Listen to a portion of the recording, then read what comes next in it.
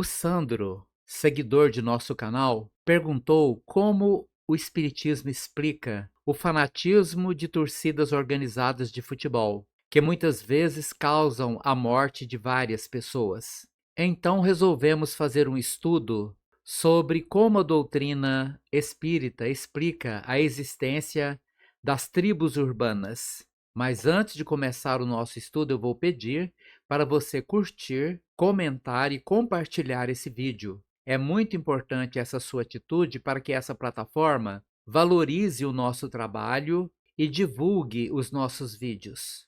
Mas, para desenvolvermos esse estudo espírita, vamos examinar as consequências da destruição de civilizações extintas, especialmente as indígenas ou escravizadas, sobre as quais todo o continente americano se formou, desde o extremo norte até o extremo sul.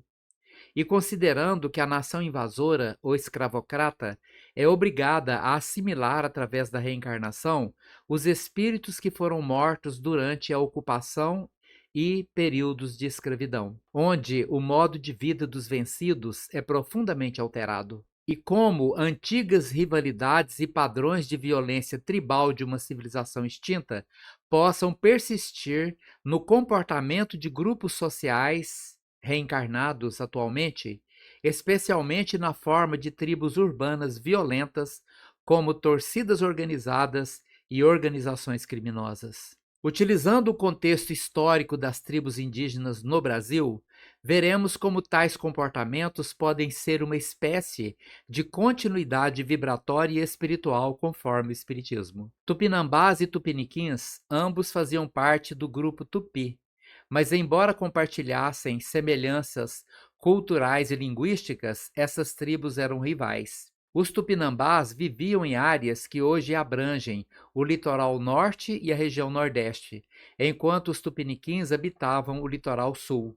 A rivalidade entre eles era marcada por guerras periódicas e práticas de vingança e canibalismo ritual, comuns em várias culturas tupis, usadas para demonstrar poder e honrar seus mortos. Tupis e tapuias. Os tupis, que habitavam principalmente o litoral, mantinham rivalidades intensas com os tapuias, termo que usavam para designar os indígenas de grupos que não falavam sua língua, como os grupos Gs. Os tapuias eram tratados como inimigos estrangeiros, e as batalhas entre esses grupos eram frequentes, com os tupis considerando os tapuias como bárbaros, por seus costumes e por não seguirem as mesmas tradições. Os aimorés, pertencentes ao grupo Macro-G, eram temidos e mantinham rivalidade com várias tribos tupis. Essas rivalidades se estendiam especialmente pela região sudeste, onde os aimorés eram conhecidos por suas práticas de guerra e resistência às tentativas de ocupação tanto dos tupis quanto dos colonizadores. No sul do Brasil, os guaranis eram conhecidos por rivalidades com os caiovás e outros grupos locais. Esse conflito se dava em grande parte devido à diferença de territórios de caça e cultivo.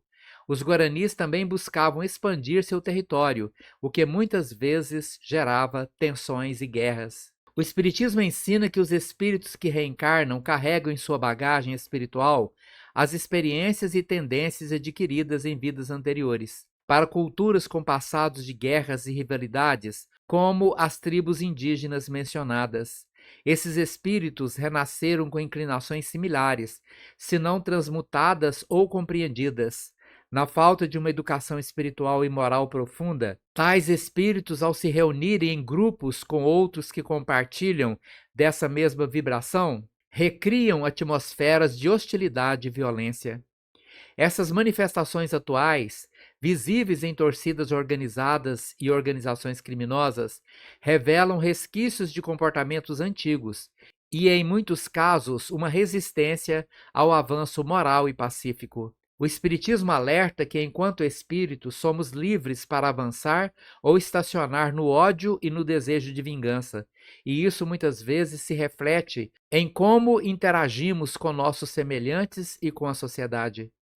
O Espiritismo explica que certas experiências coletivas são regidas pela lei de ação e reação, onde as consequências de atos passados são sentidas e trabalhadas por espíritos que, em vidas anteriores, participaram dessas culturas de conflito. Esses espíritos, ao reencarnarem, formam grupos que podem carregar esse passado e expressar tendências de agressividade.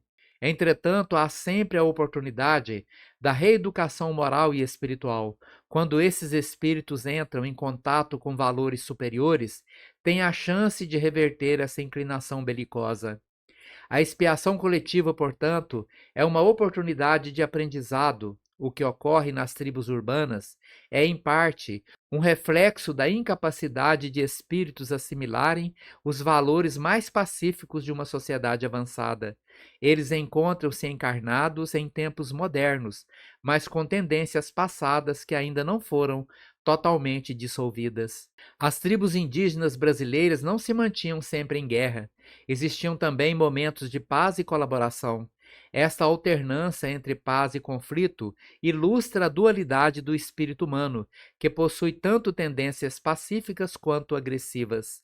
A violência observada nas tribos urbanas atuais, incluindo torcidas organizadas e facções criminosas, pode ser entendida como uma expressão de espíritos que ainda lutam internamente entre instinto de conservação e a necessidade de expansão espiritual e moral. As rivalidades e o desejo de vingança que existiam entre os tupinambás e tupiniquins, ou entre os tupis e tapuias, refletem desafios que ainda são atuais para muitos espíritos.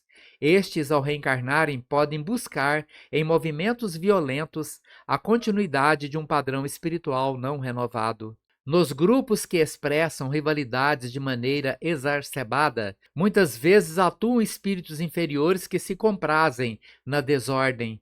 Contudo, a fraternidade e a oração podem abrir portas para a transformação e atrair a influência de espíritos superiores que buscam a redenção dessas almas. Esse estudo espírita sobre a continuidade das rivalidades indígenas no Brasil pré-colonial e sua ressonância nas manifestações violentas atuais das tribos urbanas oferece uma perspectiva que auxilia na compreensão da trajetória da evolução moral dos espíritos. O Espiritismo propõe a pacificação e a renovação espiritual como soluções para tais dilemas, incentivando o abandono das rivalidades através do desenvolvimento moral, da fraternidade e da educação espiritual contínua. Muito obrigado pela sua atenção e até o nosso próximo vídeo.